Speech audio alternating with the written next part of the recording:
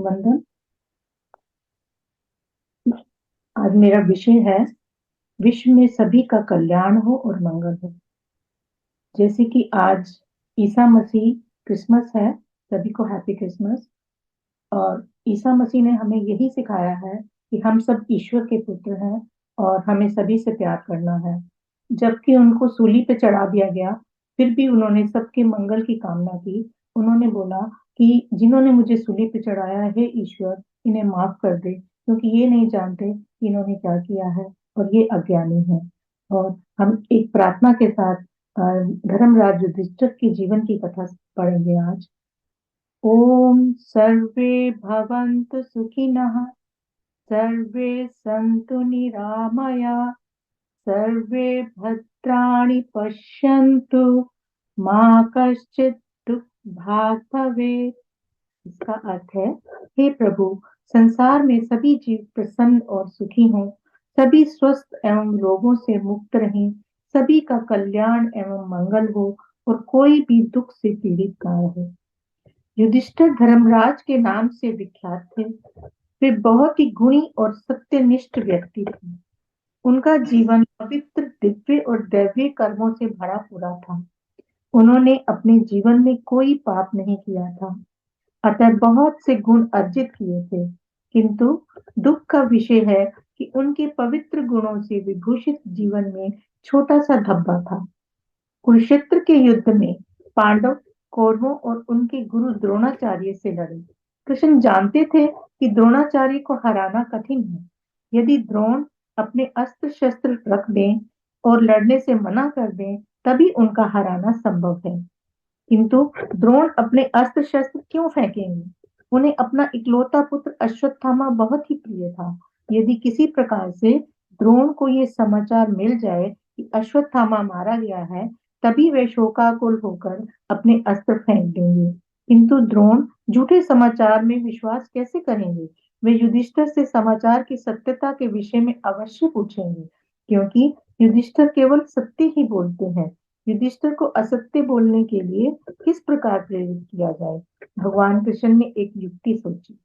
अश्वत्थामा नामक एक हाथी मारा गया था।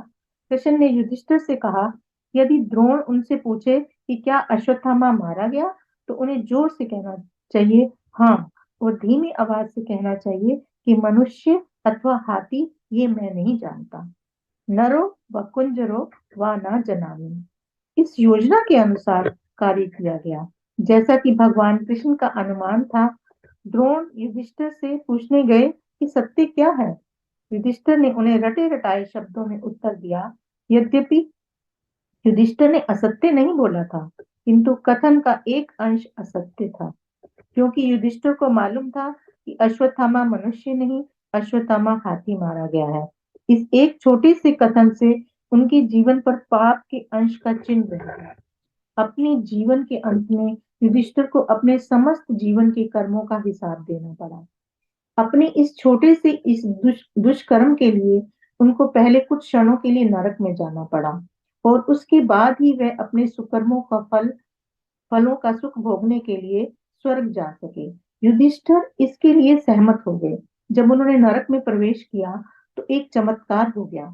जितने लोग इस नरक की पीड़ा तथा यातनाएं भोग रहे थे, उन्हें अचानक धर्मराज की उपस्थिति में शांति तथा आनंद का आभास हुआ। उन्हें इतना सुख अनुभव हुआ जैसा पहले कभी नहीं हुआ था। धर्मराज ने नरक में परिवर्तन का अनुभव किया। वे अत्यधिक प्रेम करने वाले, दयालु और कृपालु थे कि उन्हें हमेशा दूसरों को आनंद अपने ही आनंद जैसा लगता था। उन्होंने धर्मराज से प्रार्थना की और कहा कि हे स्वामी, मानव जीवन का क्या लाभ है यदि मनुष्य मानव जाति की एकता को ना समझे। मुझे ऐसा लगता है कि इन नरकवासियों को मेरी उपस्थिति की आवश्यकता है, इसलिए मैं अपने सारे सुकर्मों का फल इनको देता हूँ। सब सुखी हों, कोई भी दुख ना पाए, सब शांति की प्राप्ति करें। कितना महान त्याग है। धर्मराज बहुत ही प्रसन्न हुए। उन्होंने सबों को नरक से छुटकारा दे दिया। क्या आप जानते हैं युधिष्ठिर को क्या इनाम मिला? अपना सुकर्म देकर, दूसरों को देकर उन्हें पहले की अपेक्षा सहस्त्र गुना सुकर्म मिल गया। प्रत्येक को युधिष्ठिर की तरह प्रार्थना करनी चाहिए कि सबका कल्याण हो, सबको सुख और शांति प्राप्त हो। हम केवल अपने लिए प्रार्थना करते हैं, हम अपने संबंधियों, मित्रों और पड़ोसियों के लिए भी प्रार्थना करते हैं, किंतु युधिष्ठिर ने उन लोगों के लिए प्रार्थना की जिनको वे जानते भी ना थे, जो ना उनके संबंधी थे और ना मित्र थे। उन्होंने मानव भाई भाई है इस तथ्य को जान लिया था। समस्त लोकाः सुखिनो भवन्तु। इसी के साथ में होने का ओवर टू यू।